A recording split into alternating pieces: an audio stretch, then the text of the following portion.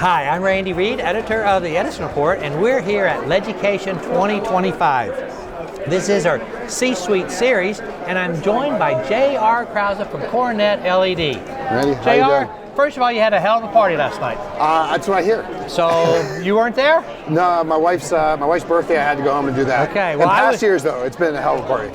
I was there for about half an hour last night, then I went back and went to work, but it was a great party, so thank you for having me. Anytime. And made some new friends. So I did talk to Russ a little bit last night, and we talked about price increases, or not price increases. Sure.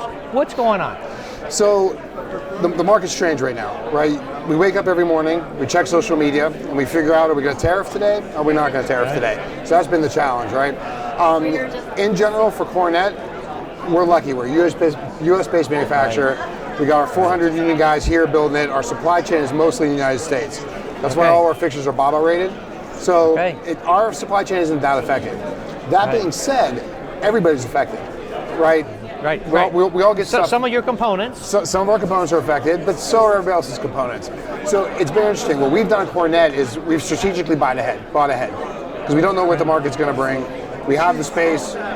Thankfully, we have the wherewithal to do it. So we were able to bring in any of those components ahead of time, right? And that's helped us. We did the same thing before COVID. You know, we stocked up, and we've kind of learned from that past. I remember that. Yeah, so we got lucky during COVID. We had enough to get through when we couldn't get stuff. So really, that's kind of one of the ways we're doing it. We don't see any price increases, at least from our end, until the fall, at least. Hopefully, not much more than that.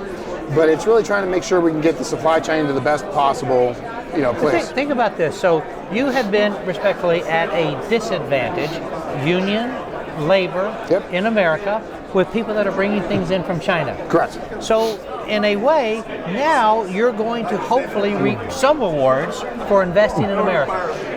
That's the hope, is that now, because we did suffer that early on, now linear is a little different, right? Especially the custom linear we do, it's hard to import that, which has always kind of been to our benefit. But the fact that it's just the component and not the complete, now the complete fixture's getting hit. Right. When they originally did this, they messed up. And you could bring in complete fixtures and bypass it. But they fixed that, thankfully. Right. So it does help from that point of view. Okay, so JR, we're here at LEDucation. What's your thought of this show? It was an amazing show this year.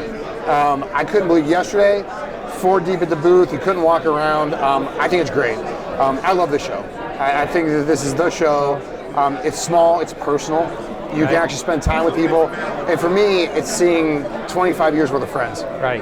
And people you haven't seen in a long time, and catching up, and and just there's a social aspect to it as well, which is nice. And also making new friends.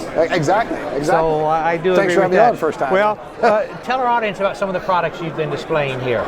So you were nice enough to honor us with a top 10 must-see for our Lalina product. The whole basis around that I want to stress, it wasn't me. We have judges, the committee, and the judges picked that product. Which, thank you to the judges. Yes. I should look at who they all are. The whole idea here is that you have so many curved coves going in now. Like if you look at 3 years ago, there wasn't that much curve, and now every job has a curve on it.